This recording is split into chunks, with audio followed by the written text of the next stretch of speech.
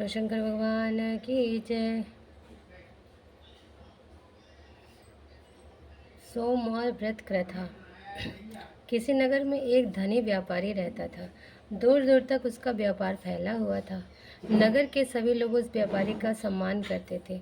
इतना सब कुछ संपन्न होने के बाद भी वह व्यापारी बहुत दुखी था, क्योंकि उसका कोई पुत्र नहीं था, जिस कारण अपने मृत्यु के पश्चात व्यापार के उत्तराधिकारी की चिंता उसे हमेशा सताती रहती थी।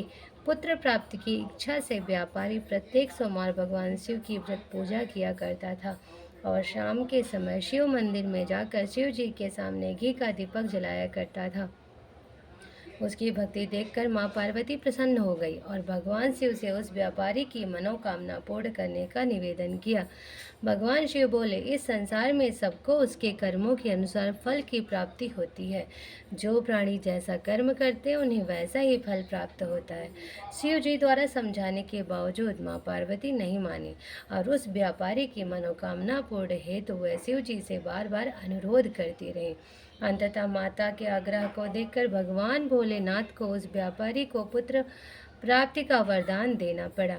वरदान देने के पश्चात भोलेनाथ मां पार्वती से बोले, आपकी आग्रह पर मैंने पुत्र प्राप्ति का वरदान तो दे दिया, परंतु इसका यह पुत्र 16 वर्ष से अधिक समय तक जीवित नहीं रहेगा। उसी रात भगवान शिव उस व्यापारी के स्वप्न में आए और उसे पुत्र प्राप्ति का वरदान दिया और उसके पुत्र के 16 वर्ष तक जीवित रहने की भी बात को बताई। भगवान के वरदान से व्यापारी को खुशी तो हुई, लेकिन पुत्र की अल्पायु की चिंता ने उसकी खुशी को नष्ट कर दिया। व्यापारी पहले की तरह सोमवार के दिन भगवान शिव का विधिवत व्रत करता रहा। कुछ महीनों के बाद उसके घर में एक सुंदर बालक ने जन्म लिया और घर में खुशियां ही खुशियां भर गई।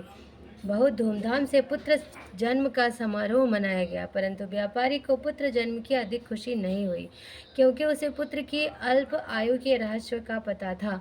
जब पुत्र 12 वर्ष का हुआ तो व्यापारी ने उसे उसके मामा के साथ पढ़ने के लिए वाराणसी भेज दिया। लड़का अपने मामा के साथ शिक्षा प्राप्ति हेतु चल दिया। रास्ते में जहाँ भी मामा भांजे विश्राम हेतु रुकते, वहीं यज्ञ करते और ब्राह्मणों को भोजन कराते। लंबी यात्रा के बाद मामा भांजे एक नगर में पहुंचे। उस दिन नगर के राजा की कन्या का विवाह था, जिस कारण पूरे नगर को सजाया गया था। निश्चित समय पर बारात आ गई, लेकिन वर का पिता अपने बेटे के एक आंख के काना होने के कारण बहुत चिंतित था। उसे भय था कि इस बात का पता चलने पर कहीं राजा विवाह से इनकार न कर दें। इससे उसकी बदनामी भी होगी। जब वर के पिता ने व्यापारी के पुत्र को देखा तो उसके मस्तिष्क में एक विचार आया। उसने सोचा, क्यों ना इस लड़के को दूल्हा बनाकर राजकुमारी से विवाह करा दूं। विवाह के बाद इसको धन देकर विदा कर दूंगा और राजकुमारी को अपने नगर ले जाऊंगा। वर के पिता ने लड़के के मामा से इस संबंध में बात की। मामा ने धन मिलने के लालच में वर के पिता की बात स्वीकार कर ली। लड़के को दूल्हे का वस्त्र पहनाकर राजकुमारी से विवाह करा दिया गया।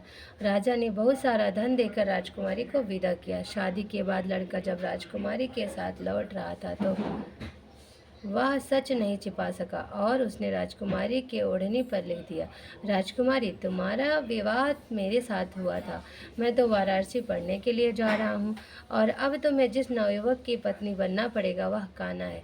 जब राजकुमारी ने अपनी ओढ़नी पर लिखा हुआ पढ़ा तो उसने काने लड़के के साथ जाने से इनकार कर दिया। राजा को जब ये सब बातें पता लगी तो उसने राजकुमारी को महल में ही रख लिया। उधर लड़का अपने मामा के साथ वाराणसी पहुंच गया और गुरुकुल में पढ़ना शुरू कर दिया। जब उसकी आयु 16 वर्ष की हुई तो उसने यज्ञ किया। यज्ञ के समाप्ति पर ब्राह्मणों को भोजन कराया और खूब अन्न वस्त्र दान किए। रात को वह अपने शयन कक्ष में सो गया। शिव के वरदान के अनुसार शयनावस्था में ही उसके प्राण पखेरु उड़ गए। सूर्योदय पर मामा मृत भांजे को देखकर रोने पीटने लगा। आसपास के लोग भी एकत्र होकर दुख प्रकट करने लगे। लड़के के मामा के रोने विलाप करने के स्वर समीप से गुजरते हुए भगवान शिव और माता पार्वती ने भी सुना। माता पार्वती ने भगवान से कहा, प्राणनाथ, मुझे इसके रोने के स्वर सहन नहीं हो रहे हैं।